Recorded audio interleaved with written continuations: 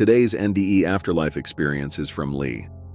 A car wreck was the catalyst that gave Holden insight into what it's like on the other side. Immediately upon leaving his body, he was downloaded with 3 things that have made a profound impact on him from that moment that changed his life and perspective permanently. Welcome to Near Death Tale. If this is your first time checking this channel out, I'm glad to have you here. My name is Joseph, and I will be narrating the near-death experiences of those who have died and have seen the other side.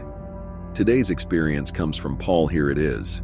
Hi, my name is Lee, and this is my near-death experience. I've only started talking about this stuff kind of recently, so something I just didn't really tell publicly until very recently. And now I have, and it's sort of encouraging me to tell more. But I was 17 years old. I was in high school, and it was summer, and I was coming back from work with a buddy, and I was supposed to go to an SAT prep class that night, and that's a college entrance sort of prep class.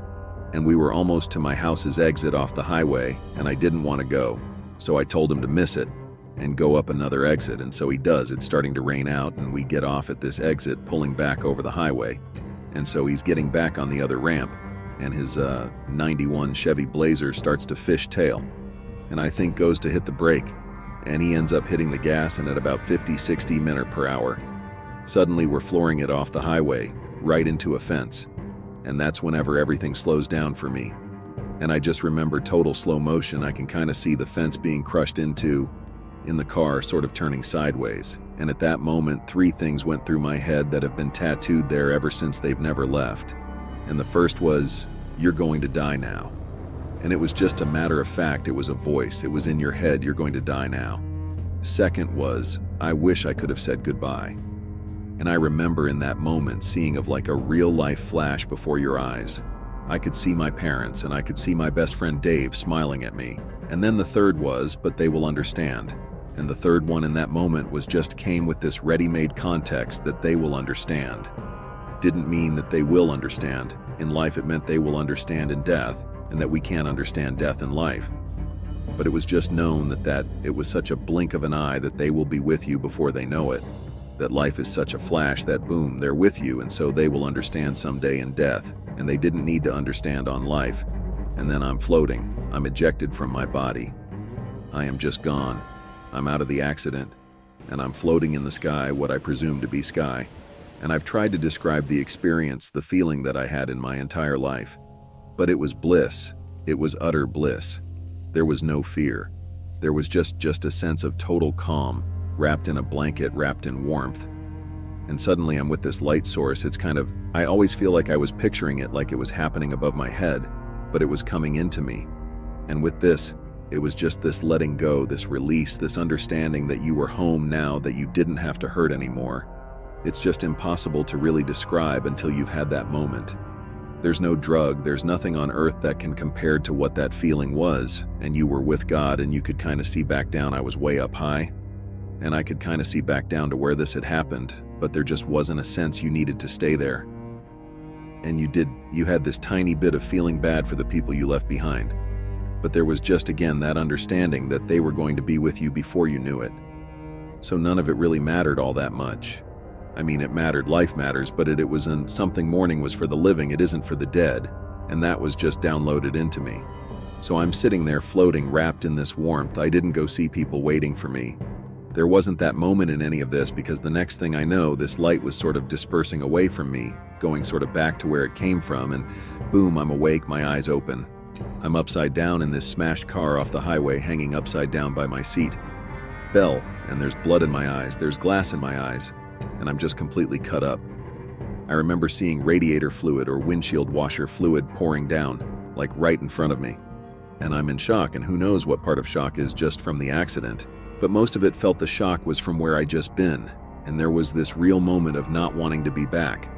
I wouldn't say mad, there was no sensation like that. It was just, what am I doing here? I just felt the nature of all reality. And suddenly I'm back, and I'm just hanging upside down in this crushed car, and I didn't want to be there. Wanted to be back where I just was. That was where it was at. And I remember the paramedics pulling me from the car. They came in through the rear window that was smashed and gently got me down and had to sort of pull me out of the car, and we go to the hospital. And after I'm released, my parents brought me home and I just still in just the state. A shock, I wasn't feeling anything. I didn't really know why I was there. I remember my buddy, who was okay, asked me at the hospital. He said, "It's like you've been through this before." Still remember him saying that to this day. And I just shrugged. I didn't know, and my parents, something was off about me. Maybe it was a concussion in retrospect, but it was definitely the near-death experience. It was wherever I just was. And I got home and I took a shower, and that was when it all hit me. And I very like the movies fell to my knees buckled. And I was in the shower, this 17-year-old kid sobbing my eyes out. And a lot of people would say, that's where the story ended. But for me, the next day got even stranger. I woke up the next morning, and I had energy really surging through my body. In a very real sense, an electrical flow going through my body, and that has stayed till this day. A lot of people talk about a near-death experience as answering some question about life, and it does in a lot of ways. It lets you know that for me, there was nothing to worry about. I have questions about how much of this occurs in the brain. How much occurs in the deep subconscious. Between letting go of your body and the subconscious helping you cross over the mind is a miraculous place. And we get way too consumed with the idea that death immediately is outside our body, when the mind is God's creation within our body. And it's so powerful, as the ability to heal. Placebo effect is that for a reason, And it's almost as powerful as the drug half the time. So we discount the mind. So that's side note. That's why I think people have different experiences quite a bit. Some people might have a horrible near-death experience where they go to hell. And a lot of times I do believe that could be something to do with the deep-seated nature of their upbringing and fears. But for mine, there was no fear of death. It was bliss. It was beautiful. But that didn't mean that when it was over, I just walked around knowing everything.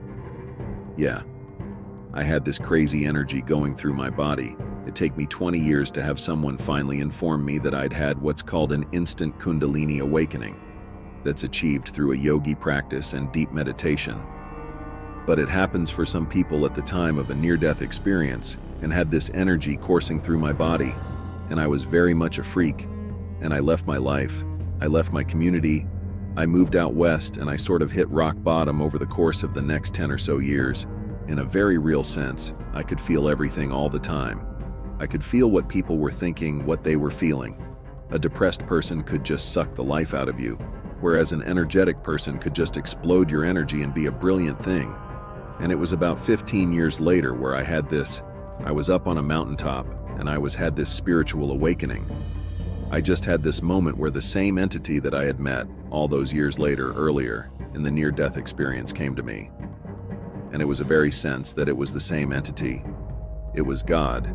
It was your guardian angel, whatever you want to call it. And from that day on, I sort of lifted out of these depths.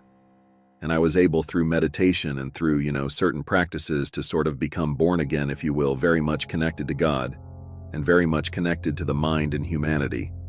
And the reasoning that I always knew was there, that I came back with these ideas after this near-death experience. But it was very much this idea that we're here to build consciousness. This is a playground of free will, and we can choose good and we can choose evil. But the wise are more advanced. Minds understand that you're here for a purpose, and that's to build humanity from sort of this beast-likey ape state.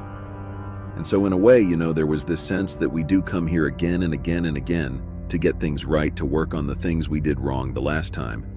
And in some ways, I do think it is a simulation theory, but that shouldn't cheapen the nature of what it is, because it's the universe's simulation. It's the energy of evil simulation, and it's building something here. It's almost like a practice to see what the energy of good can do against a very low energy of, the earth energy, there was always a sense that this is a tough place to be, a tough place to grow, to realize truth. And it's almost a practice of the universe's energy to help us overcome, to help us find enlightenment, basically from an apic state. And so to get back to the moment, when I'm floating in the sky, there was just this sense that you never need to be afraid in your life, but you do need to live your life. You do need to fight to stand on your own 2 feet in this life. We get so consumed in society, and the ups and downs, and the media leading this way or that way, and consumerism and materialism and all that is just nothing. You just need to block it out, really. It's just in your way. You've got to keep out the negative media. You've got to keep out the violence. You've got to abstain for your true purpose. I ended up stopping drinking and living this very clean lifestyle, and it was in those moments where your spirit was really allowed to connect further and keep evolving and finding more truths and just seeing your life for what it is and helping others and, whatever you can do to get out there in your life and help others volunteer in your community. We have like an epidemic of depression and anxiety, and it's because we're just bombarded with utter nonsense day in and day out, and it's really your job more than ever right now to cut these things out of your life, to focus only on what matters. And that's yourself, your family, and your community, and doing your part in making this world a better place.